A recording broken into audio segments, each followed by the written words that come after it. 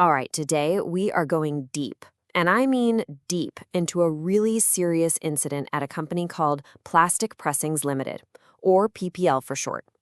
We're going to peel back every single layer of a life-changing accident to get at not just what happened, but the much more important question: why it happened. And this is really the question at the heart of it, isn't it? How does something like this even happen?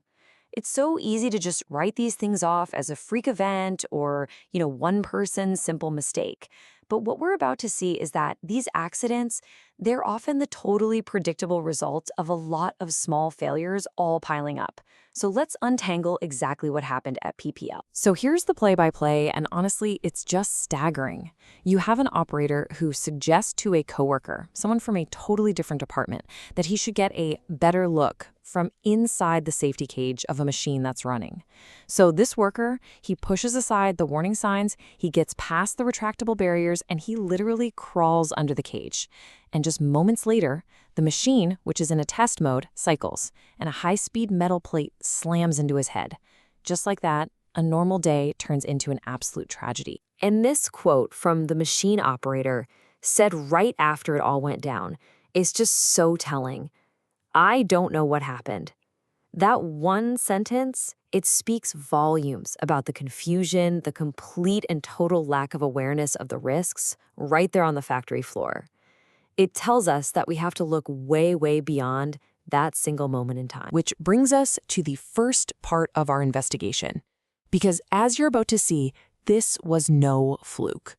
This wasn't just a moment of bad luck. This was, truly, an accident that was just waiting to happen.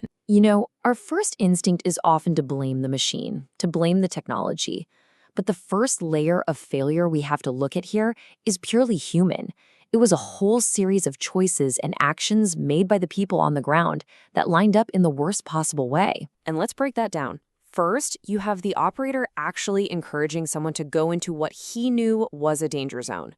Then you have the injured worker, who consciously decided to ignore warning signs and physical barriers to do it. And this part is crucial. The operator knew the machine's emergency stop button was disconnected for this test, and he still failed to warn his colleague or stop him from going in.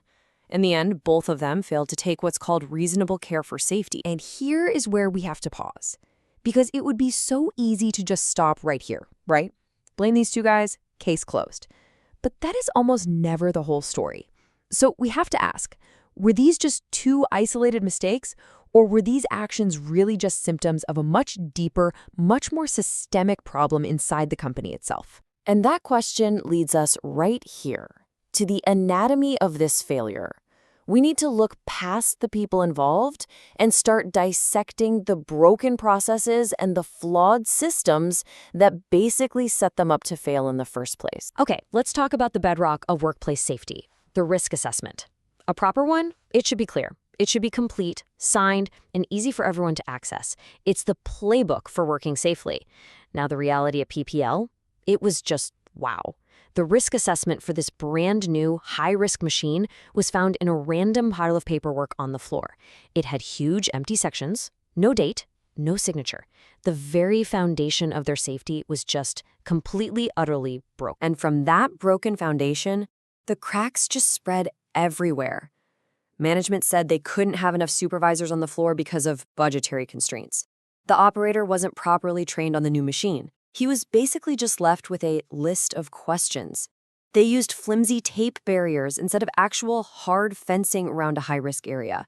And this one still gets me. The emergency stop was intentionally disconnected as part of the testing procedure.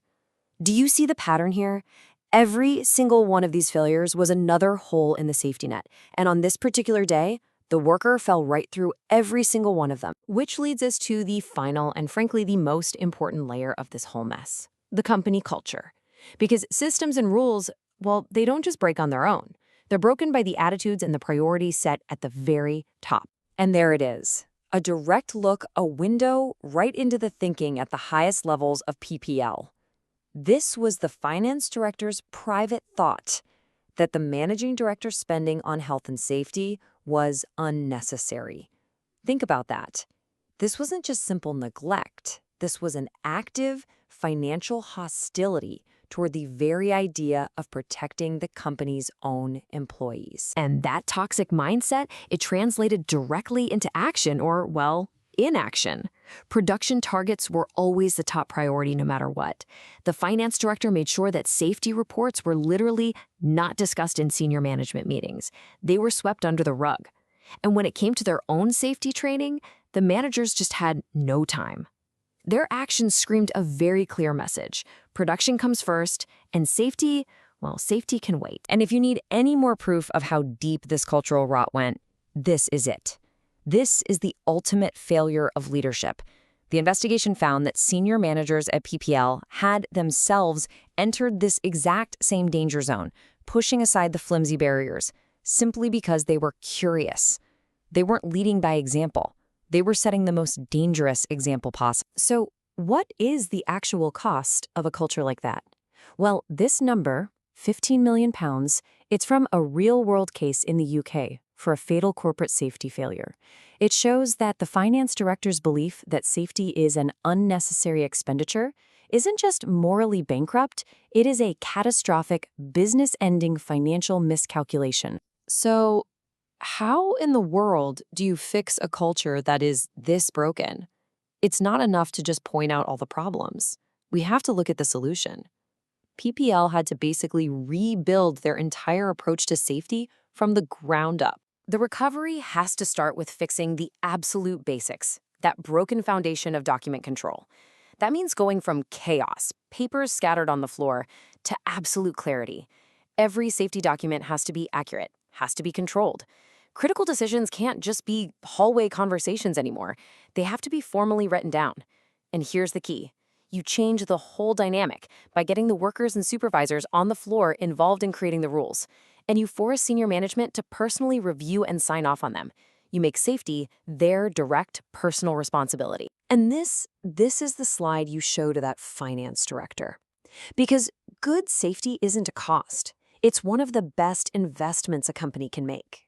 Yeah, the fines and legal claims are the obvious hits, but then your insurance premiums go through the roof. You lose massive productivity from shutdowns and investigations. And then there's the killer, the damage to your reputation, which can cost you contracts and customers for years.